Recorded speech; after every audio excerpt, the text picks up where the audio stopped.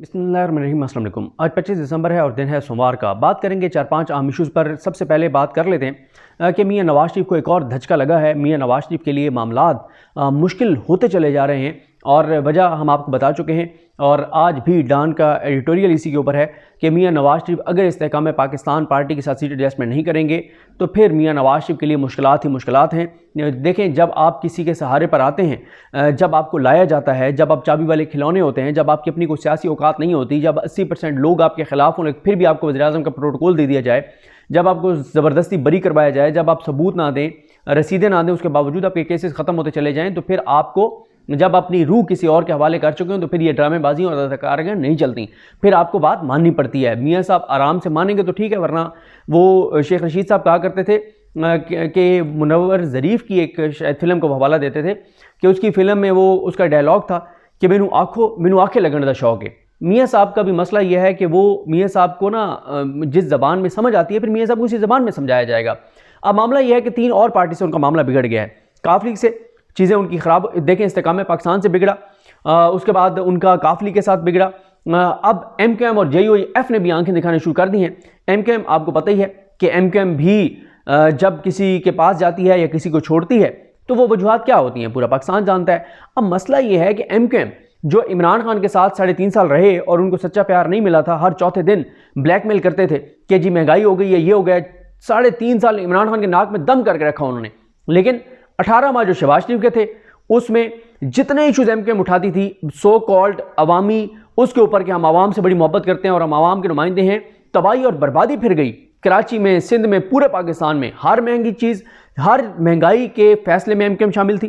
कराची को कुछ नहीं मिला, महाजरों को कुछ नहीं मिला, कराची में मज़ीद तबाही आई, बर्बादी आई, हर चीज़ का जवाब नेगेटिव में है। कराची को कुछ नहीं मिला, लेकिन MQM नून लीग की गोद में बैठी रही। MQM ने कहा हम नहीं उठेंगे नून लीग की गोद से, क्योंकि उन बेचारों का अपना इख्तियार नहीं है MQM का। और अब ये भी कुछ पता नहीं है कि MQM के सीट एडजस्टमेंट और इत्तेहाद हो जाए पीपल्स पार्टी के साथ, ये भी चांसेस मौजूद हैं। क्योंकि इस वक्त पीपल्स पार्टी जो है वो सियासी स्टॉक एक्सचेंज में उनके शेयर्स ऊपर चले गए हैं। और वजह आपको पता ही है कि क्यों उनके शेयर्स ऊपर चले गए हैं। और इसलिए आप देख रहे हैं कि जो पीपल्स पार्टी छोड़ रहे थे वो छोड़ नहीं रहे, जो नून लीग में जा रहे थे वो पीपल्स पार्टी में जा रहे हैं। जरदारी साहब एक्टिव हैं, सरकारी प्रोटोकॉल उनको मिल रहा है। KPK जाते हैं तो गवर्नर हाउस में जाते हैं, बलोचिस्तान जाते हैं तो सर्किट हाउस में जाते हैं। अब नून लीग के मामलात जो हैं, यहाँ तक कि मौलाना फजल रहमान साहब KPK में आप उनसे बात नहीं कर रहे, वो कह रहे हैं पहले पंजाब का कट्टी कट्टा निकालो भाई, पंजाब का फैसला करो, पंजाब में क्या करना है, 5 MNA और 10 MPA दो, उसके बाद बात होगी KPK में। क्योंकि मौलाना साहब को ग्रीन सिग्नल मिल गए कि KPK आपको देना है। ये सारे इस वक्त जितनी मैं आपको बातें कर रहा हूँ ये इंसानों के प्लान है।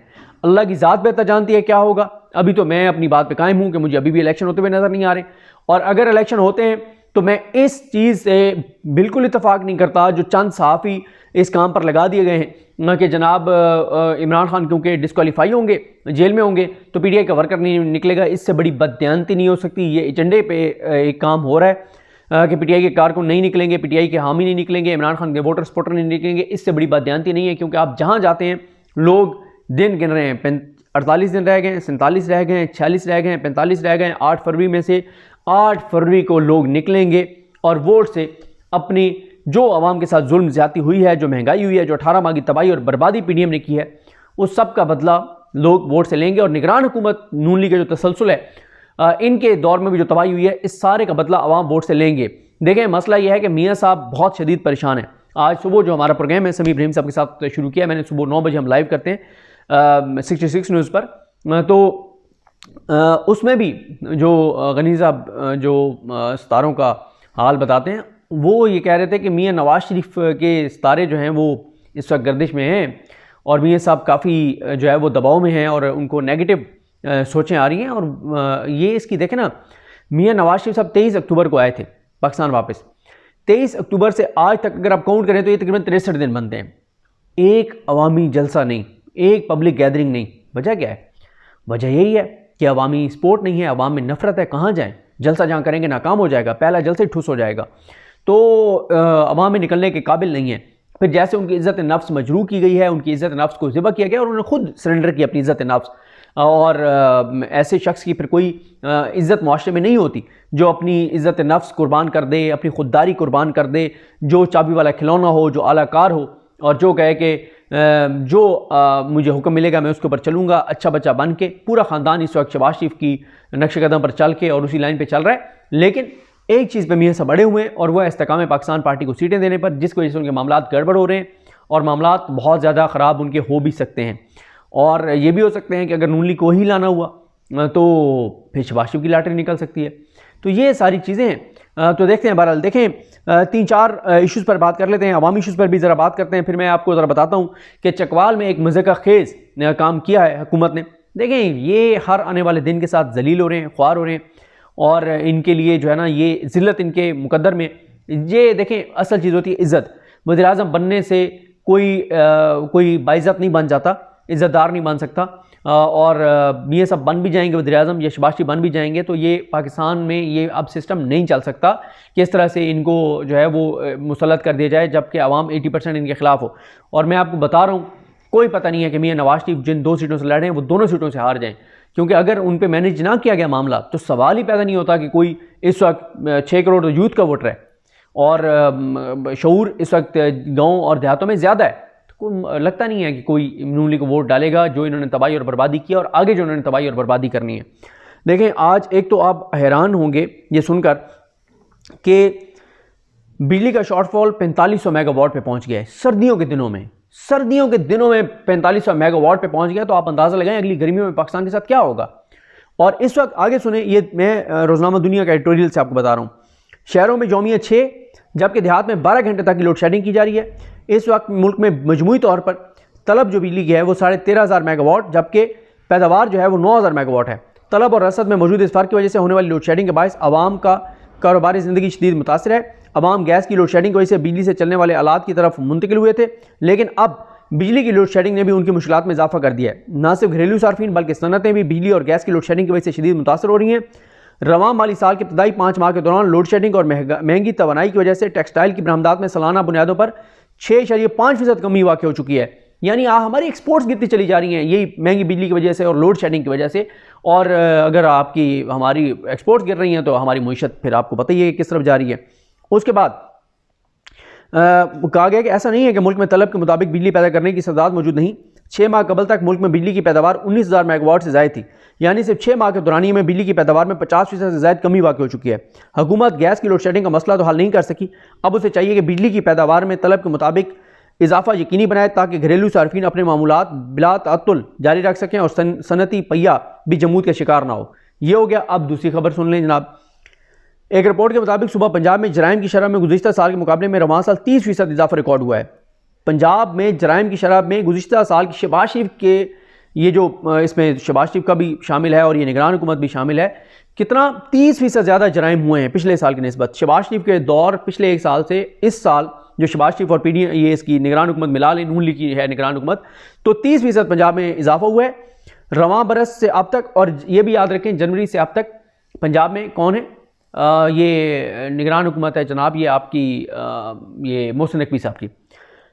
उसके बाद कहा गया कि रवां बरस अब तक पंजाब में 10,65,000 से ज़ायद मुकदमात दर्ज हो चुके हैं, जो ना सिर्फ गुज़िश्ता बरस के मुकाबले में ज़्यादा हैं बल्कि तारीख में पहली दफ़ा पंजाब में इतने ज़्यादा मुकदमात का इंदराज हुआ है। सिर्फ लाहौर में 3 लाख से ज़्यादा मुकदमात दर्ज हुए हैं। और ये भी मैं आपको बता दूँ, ये तो मुकदमात जो दर्ज होते हैं वो बहुत कम है, पुलिस मुकदमा दर्ज ही नहीं करती आप दर्ज करवाने चाहें तो ये तो। और कई लोग तो आप जानते नहीं है, शरीफ आदमी थाने में जाते ही नहीं है कि यार तजलील होगी, पैसे दिए बगैर काम नहीं होता। अच्छे ऑफिसर्स भी हैं लेकिन ओवरऑल हमारा सिस्टम करप्ट है। उसके बाद कहा गया कि जनाब दर्जशुदा मुकदमात में 4300 से ज़ायद कत्ल, 7500 से ज़ायद इक़दाम कत्ल, 16,000 से ज़ायद तशद्दुद जबकि 20,000 से ज़ायद अगवा के मुकदमात शामिल हैं। सूबे में जराइम की शरह में इजाफा कानून नाफिज करने वाले इदारों की कारकर्दगी पर सवाल निशान है। अमन अमान की सूरत हाल मुल्क में होने वाली मुआशी सरगर्मियों को बराह रास्त मुतासर करती है। अगर आवाम की जानो माल महफूज नहीं है तो अपनी मुआशी सरगर्मियाँ कैसे जारी रख सकेंगे। कानून नाफिज करने वाले इदारों को चाहिए कि जराइम के तदारुक के लिए संजीदा इक़दाम करें। अगर मुतलका हुकाम सूबाई दारुलहुकूमत में ही जराइम पर काबू नहीं पा सकते, जहाँ उन्हें तमाम वसाइल भी दस्तियाब हैं, तो दूर दराज इलाकों में सूरत हाल कैसे बेहतर की जा सकेगी। हुकूमत को भी चाहिए कि मुतलका इदारों के फ़राइज़ की अंजामदही की राह में हायल रुकावटों को दूर करे ताकि अवाम खुद को महफूज तस्वुर करें। जराइम 30% बढ़ गए हैं। बिजली की लोड शेडिंग 12 घंटे पे पहुंच गई है, देहातों में 6 घंटे। यहाँ पे महंगाई पाकिस्तान की तारीख की बुलंदतरीन सतह पर है। गैस की ये अब आप देखें सर्दी बढ़ते ही गैस बहरान मजीद संगीन, प्रेशर इंतहाई कम। ठीक है, ये सूरत हाल है गैस की। हुकूमत यूरिया खाद की कीमतों में इजाफा रोकने में नाकाम, 50 किलो बोरी में 349 रुपये तक मजीद इजाफा। हैदराबाद में कीमत सबसे ज़्यादा। ये राना गुलाम कादिर साहब की खबर है। बात यह है कि हुकूमती दावे वो कह रहे हैं इक़दाम ताहाल बेसूद हैं और मजीद यूरिया जो है वो महंगी हो गई है। हर तरफ से पाकिस्तान में बुरी खबरें, कोई एक अच्छी खबर आपको पाकिस्तान में सुनने को नहीं मिलेगी। इस जब से पीडीएम आई है उससे लेके अब तक निगरान हुकूमत के दौर में एक खबर आप नहीं कहेंगे कि ये पॉजिटिव है पाकिस्तान के लिए। सब नेगेटिव खबरें हैं, सब मायूसी वाली खबरें हैं। इसलिए पाकिस्तान से लोग जा रहे हैं तेजी से, और हर दूसरा तीसरा पाकिस्तानी पाकिस्तान छोड़ के जाना चाहता है इसी वजह से। अच्छा, अब आ जाए जनाब कुछ और खबरों पर बात कर लेते हैं। अब मैंने आपको बताया था, बल्कि ये देख लेते हैं कि एक तो आपने आज देख लिया होगा, चलें इस पर अलग से बात करते हैं कि इलेक्शन कमीशन में जो है वो क्या चल रहा है, और उस पर भी चलें चकवाल वाले मुकदमे पर भी नेक्स्ट वीडियो में बात करते हैं क्योंकि इसका ड्यूरेशन ज़्यादा हो गया, तो उस पर ज़रा बात करेंगे नेक्स्ट के इलेक्शन कमीशन में क्या चल रहा है। मुझे अपनी दुआ में याद रखें। अल्लाह करीम हम सबका हामी नासर हो। अल्लाह हाफिज़।